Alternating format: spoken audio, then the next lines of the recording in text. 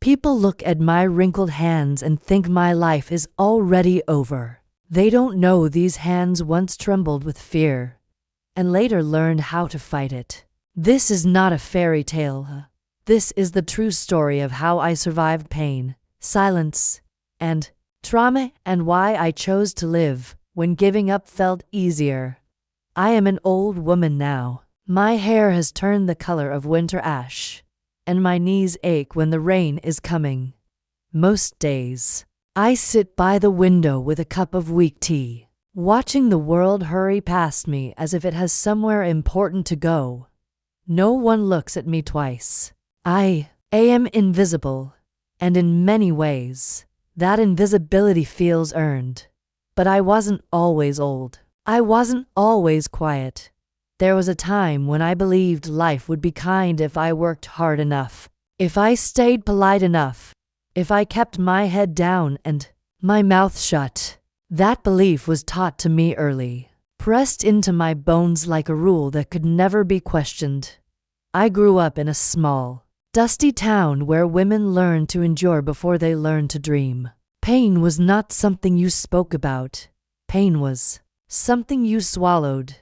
I remember being a little girl, sitting on the floor with my back against a cracked wall, listening to my mother cry behind a closed door. She never cried loudly. She cried the way women do when they are trying not to be heard: short breaths, muffled sobs, silence between the sounds. Even as a child, I understood something was wrong, but no one ever explained it. No one ever said the words. Silence was safer. Silence was survival. By the time I was a young woman, I had mastered that silence. I married young. Everyone did. Love was not the question. Stability was. My husband was not cruel at first. Or maybe he was, and I didn't know how to recognize it. He had a voice that filled the room and opinions that left no space for mine. When he spoke, I listened. When he decided, I agreed. That was what good wives did. That was what I had been taught. The first time fear entered my marriage, it didn't announce itself. It arrived quietly, disguised as control. Who I could visit, what I could wear, when I could speak. Each rule was small enough to ignore, easy enough to excuse. I told myself I was lucky. I told myself other women had it worse. Then came the nights I don't like to remember. The nights when his anger turned sharp, when words became weapons, when the walls felt too close and my body didn't feel like it belonged to me anymore. Trauma doesn't always look like bruises. Sometimes it looks like a woman staring at the ceiling, counting her breaths, waiting for it to be over. Sometimes it looks like learning how to disappear while still being awake. I survived those nights by leaving my body. That's the only way I know how to explain it. My mind would float somewhere far away, to a place where I was safe, where I was a girl again sitting in the sun. When it was over, I would clean myself, fix my face, and go on as if nothing had happened. Because that's what strong women did. Or so I believed. Years passed like this. Years of silence. Years of pretending. Years of telling myself I could endure anything as long as my children were safe. They were the reason I stayed. Their laughter was the only thing that reminded me I was still alive. But trauma has a way of leaking into everything. I became jumpy. Loud noises made my heart race. I slept lightly, always listening. My body learned fear even when my mind tried to deny it. Sometimes I would look at my reflection and not recognize the woman staring back at me. Her eyes looked tired in a way sleep couldn't fix. I didn't know then that trauma doesn't disappear when you ignore it. It waits. The turning point didn't come with drama. There was no sudden escape, no heroic moment. It came on an ordinary afternoon when my youngest daughter asked me a simple question. She looked at me with her wide, honest eyes and said, "Mama, Why don't you ever laugh anymore?" Her words landed like a stone in my chest. I opened my mouth to answer and realized I didn't know. I didn't remember when my laughter had left me. I didn't remember when surviving replaced living. For the first time, I wondered what I was. Teaching her not with my words, but with my silence. That night, I cried the way my mother used to cry. Quietly, carefully, into a pillow so no one would hear. But something was different. This time, the tears didn't just come from pain. They came from clarity. I saw my life stretched out in front of me, unchanged, unending. And I felt a fear greater than the one I lived with every day, the fear that this was all there would ever be. Leaving was not easy. It was messy. It was terrifying. It took more courage than I knew I had. There were nights I almost went back. Nights when loneliness felt heavier than fear. Society didn't applaud me. People whispered. Family members told me to be patient, to think of appearances, to endure a little longer. But I had already endured enough for several lifetimes. Healing did not come quickly. Trauma does not vanish when danger ends. It follows you into safety, into quiet rooms, into your sleep. I had nightmares. I doubted myself.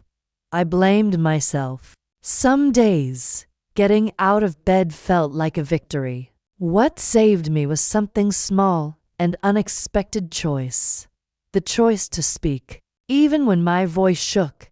The choice to ask for help, even when shame burned my throat. The choice to believe that my life had value beyond endurance. I learned, slowly, painfully, how to be gentle with myself. I learned that strength is not silence. Strength is telling the truth when it would be easier to hide it. Strength is choosing to live again and again, even after life has taught you how much it can hurt.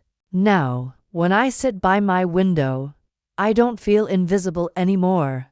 I feel free. My past did not disappear, but it no longer owns me. The trauma shaped me, yes, but it did not break me. If you are listening to my story and feel something tighten in your chest, know this: survival is only the beginning. You are allowed to want more. You are allowed to heal. You are allowed to reclaim your voice, no matter how long it has been silent. This is only the beginning of my story. And if I lived long enough to learn this truth, then maybe you can too. I used to believe that once I left, the pain would stay behind with the house, the walls, the memories soaked into the furniture. I thought distance alone could heal me. I was wrong. Trauma does not care about addresses. It moves with you, settles quietly into your chest, and waits for moments of silence to remind you it is still there. The first place I lived after leaving was small and unfamiliar. The walls were bare. The rooms echoed when I walked through them. At night, the silence felt loud, almost dangerous. I wasn't used to quiet without tension. My body didn't know how to relax without waiting for something bad to happen. Even when I locked the door, even when I was finally alone, my heart stayed alert, like a guard that refused to sleep. I would wake up in the middle of the night, breath caught in my throat, convinced I had heard footsteps. Sometimes I would sit on the edge of the bed, hugging my knees, listening to the hum of the refrigerator or the distant sound of cars. Those sounds grounded me. They reminded me that the world was still moving. That time had not frozen with my fear. During the day, I tried to appear normal. I smiled at my children. I cooked meals. I folded clothes. From the outside, I looked like a woman starting over. Inside, I felt like a house after a storm, standing, but damaged in ways no one could see. There were moments when guilt crept in, whispering that I had failed. Failed as a wife. Failed as a woman. failed at keeping a family together. Those thoughts came from years of being told that endurance was love and sacrifice was virtue. It took time to understand that staying silent while being destroyed was not noble. It was survival mistaken for strength. The children adjusted faster than I did. They laughed more freely in that small space than I had heard in years. Their ease both comforted me and broke my heart. It showed me how heavy the old life had been, how much they had carried without words. Sometimes I would watch them play and feel a sharp ache in my chest, not regret for leaving, but grief for the years lost to fear. I tried to be strong for them, but strength, I was learning, looks different when you are healing. Some days, strength was getting out of bed. Some days, it was admitting I couldn't stop shaking. Some days, it was crying in the shower so they wouldn't hear me. I remember the first time someone asked me, gently, what had happened to me. It was a woman from a local support group. She didn't rush me. She didn't interrupt. She just listened. When the words finally spilled out of me, they surprised even me. I had carried them so long in silence that speaking them felt like pulling thorns from my throat. I expected judgment. I expected pity. What I received instead was understanding, nods, soft eyes. Women who had lived different lives but carried familiar scars. In that room, I realized something powerful. I was not weak for surviving. I was strong for still standing. Healing, however, is not a straight road. It bends and loops back on itself. There were days when a smell, a voice, or a slammed door would send me spiraling. My hands would shake. My breath would shorten. My mind would race back to moments I wanted to forget. Trauma teaches the body to remember even when the mind wants to move on. I learned to be patient with those moments, to sit with them instead of fighting them. I learned that healing doesn't mean forgetting. It means learning how to live without being controlled by the past. Money was tight. Starting over always is. There were nights I lay awake worrying about bills, about the future, about whether I had made the right choice. Fear took on new shapes, less violent, but still heavy. Yet even in those worries, there was a difference. The fear I felt now did not come with humiliation. It did not come with silence forced upon me. It was honest fear, and it belonged to me. I started doing small things for myself, things I had once been told were selfish. I would sit outside in the morning sun. I would write in a notebook, words meant for no one else.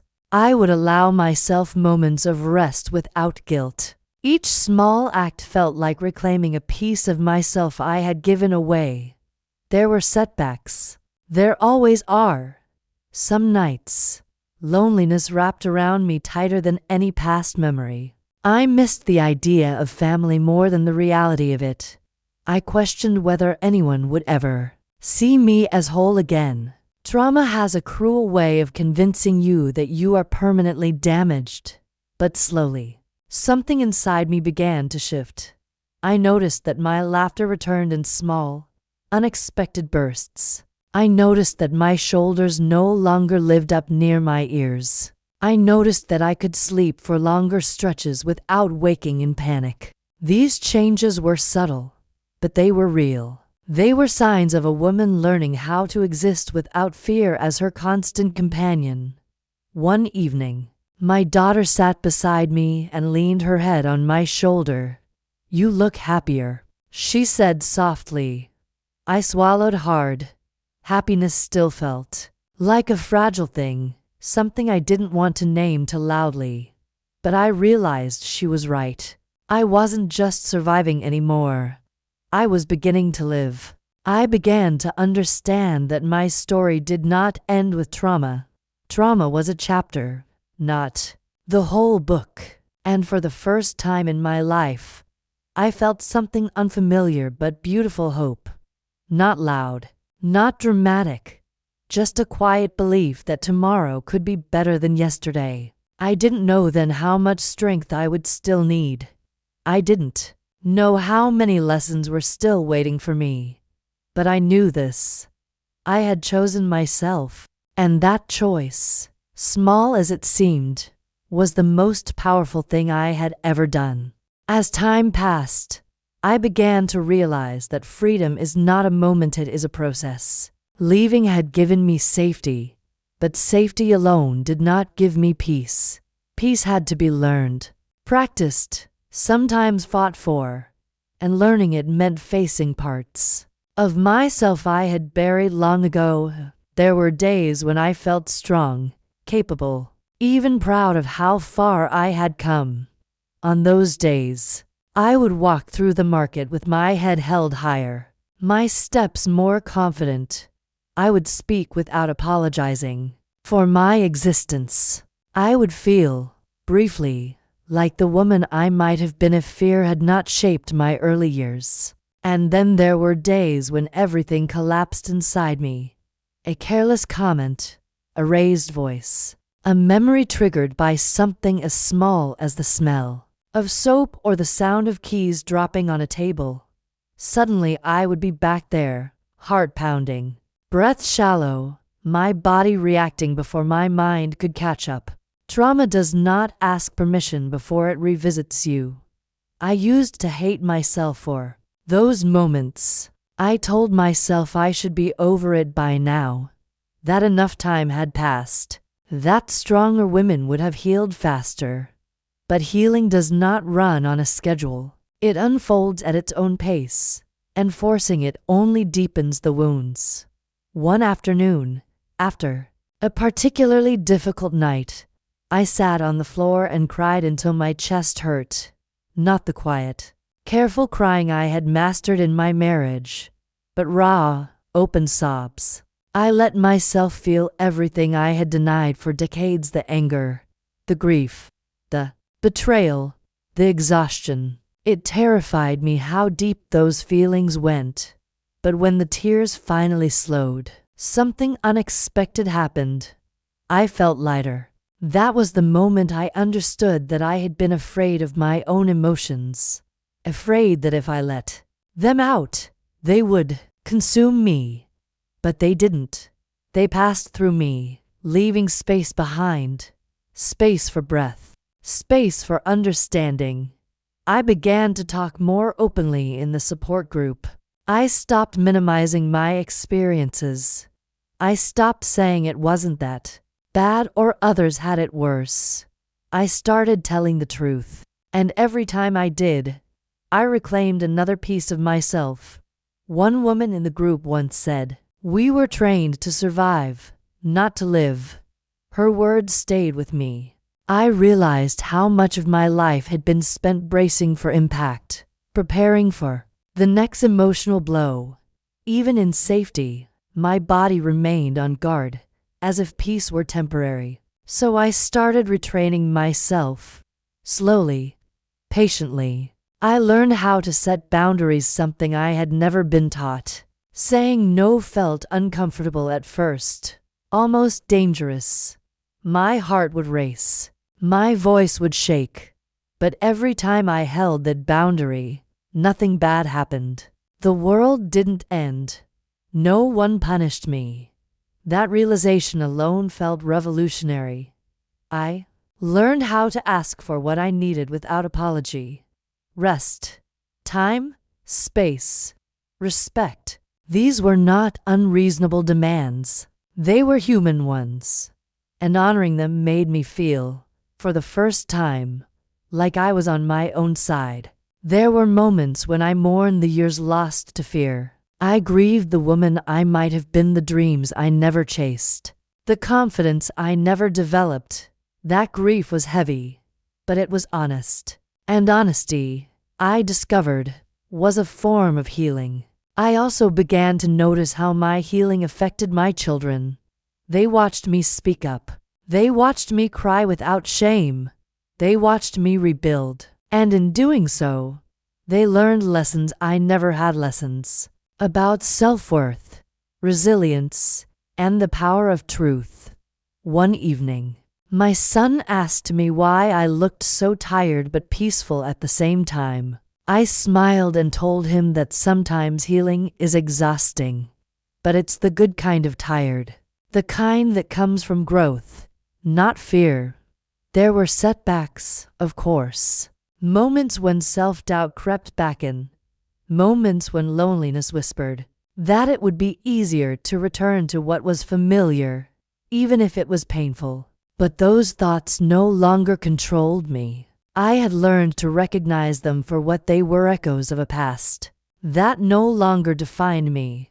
I started to see my trauma differently, not as a mark of shame, but as proof of my endurance. I had survived things that should have broken me, and while I would never romanticize that pain, I began to respect the strength it revealed.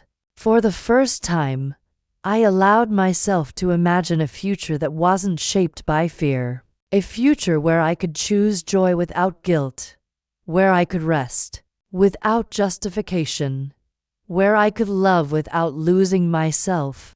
That future still felt fragile, like a candle flame in a drafty room, but it was mine, and I protected it fiercely. I understood now that healing was not about becoming who I was before trauma. That version of me no longer existed. Healing was about becoming someone new, someone wiser, gentler, braver, someone who knew her worth because she had learned it the hard way.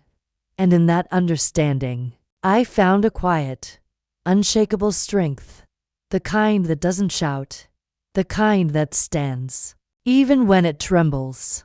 By the time I truly understood how much I had changed, I was already someone new, not suddenly, not dramatically, but in the slow, almost invisible way that mountains are shaped by wind. Healing had been working on me quietly, reshaping my thoughts, my reactions, my sense of self. I began to notice how differently I moved through the world. I no longer shrank when someone spoke loudly. I no longer apologized for taking up space. I could sit in a room and feel present instead of constantly planning an escape. These changes felt small, but to me, they were miracles. There was a day when I ran into someone from my old life.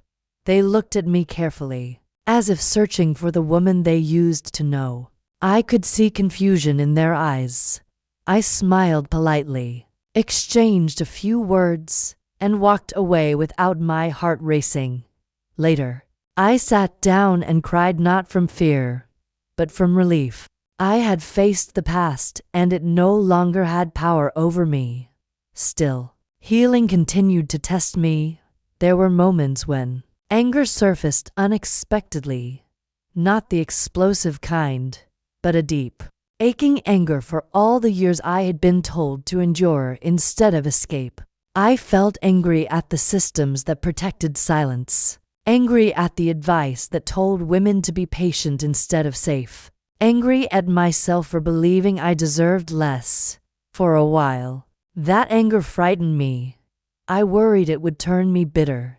But I learned that anger, when acknowledged, can be instructive. It showed me where my boundaries had been violated. It showed me what mattered. It showed me that my pain had meaning. I learned to forgive myself, not for staying, but for surviving the only way I knew how. That forgiveness was not a single moment. It was a choice I had to make again and again. Some days it came easily. Other days, it felt like lifting something impossibly heavy.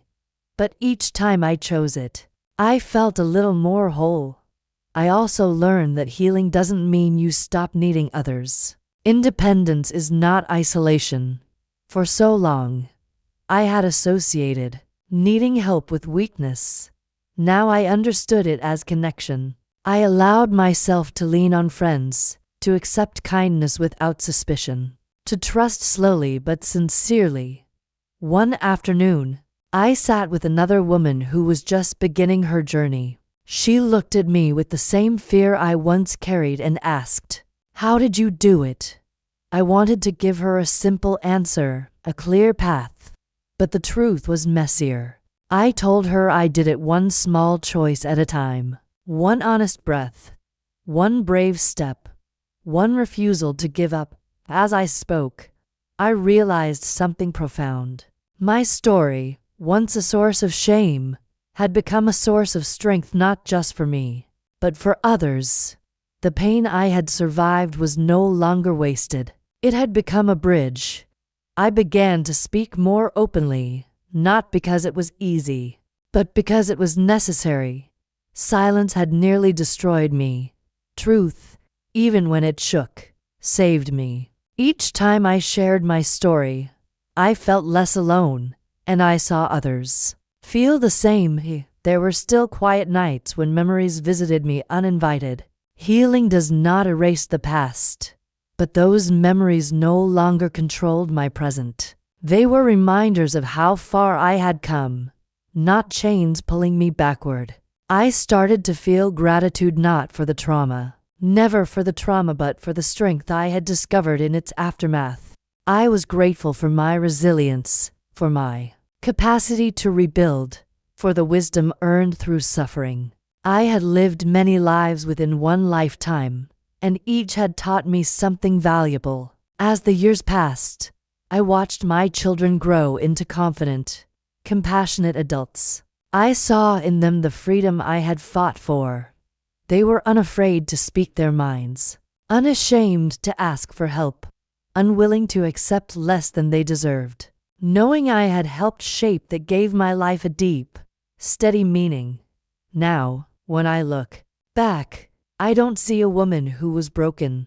I see a woman who was tested, who bent, who bruised, but who never truly disappeared. I see courage in every step she took, even the uncertain ones, especially the uncertain ones. My life did not unfold the way I once imagined, but it unfolded in a way that taught me something far more valuable than comfort.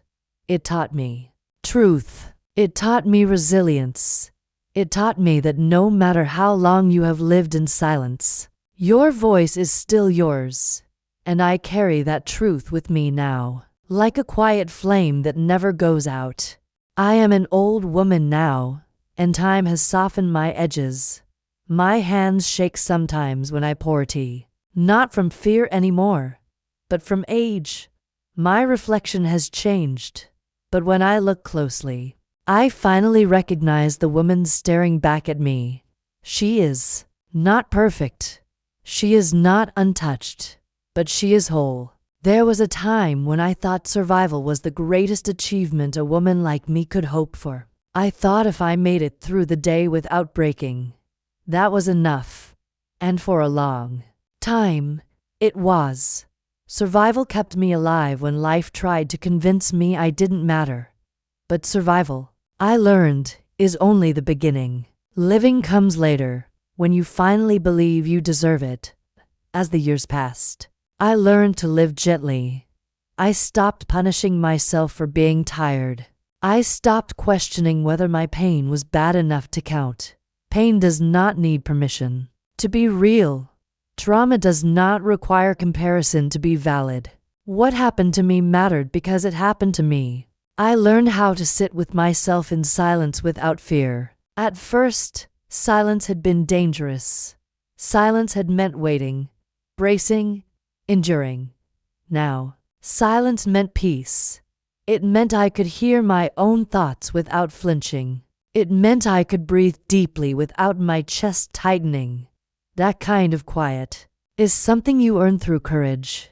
Sometimes, younger women come to me with eyes full of questions they're afraid to ask. They sit beside me and speak in half sentences, testing the safety of honesty. I don't rush them. I don't interrupt. I listen the way I once needed someone to listen to me. And when they finish, I tell them the truth, not the easy truth, but the necessary one. I tell them that leaving is hard, healing is harder, but losing yourself is the hardest thing of all. I tell them that strength does not always roar. Sometimes, Strength is trembling hands signing paperwork. Sometimes it is packing a bag quietly. Sometimes it is staying alive when you no longer recognize yourself. Strength can look like rest. It can look like tears. It can look like asking for help even when your voice cracks. There are still moments when the past knocks on my door. Old memories surface without warning. A sound, a smell, a sentence spoken in a familiar tone. But now, I greet those moments differently. I don't run from them. I don't let them take over. I acknowledge them, remind myself where I am, and let them pass. The past no longer decides who I am allowed to be. I used to think healing meant becoming fearless. I was wrong. Healing means learning how to live alongside fear without letting it lead. Fear still exists, but it no longer owns me. I make my choices now. I choose where to go. I choose who I trust. One choose myself. If I could speak to the woman I once was, the one who stared at the ceiling in the dark, the one who swallowed her words, the one who believed endurance was love, I would sit beside her and hold her hand. I would tell her that she is not weak, that she is not broken, that the life waiting for her is worth the risk it takes to reach it. I would tell her that trauma does not get the final word. My life is quieter now, but it is full of mornings I wake up without dread, full of conversations where my voice does not shake, full of laughter that comes easily and stays longer, full of peace I once believed was meant for other people. And if you are listening to this story, carrying pain you haven't named yet, I want you to know something. It is not too late. Not too late to speak. Not too late to leave. Not too late to heal. Not too late to become someone new. You are allowed to outgrow the life that hurt you. You are allowed to choose safety over familiarity. You are allowed to take up space, even if you were taught to disappear. This is not just my story. It is a reminder that even after trauma, even after silence, even after years of believing you were nothing more than someone who endured, you can still rise. Quietly, gently, powerfully. I am proof of that.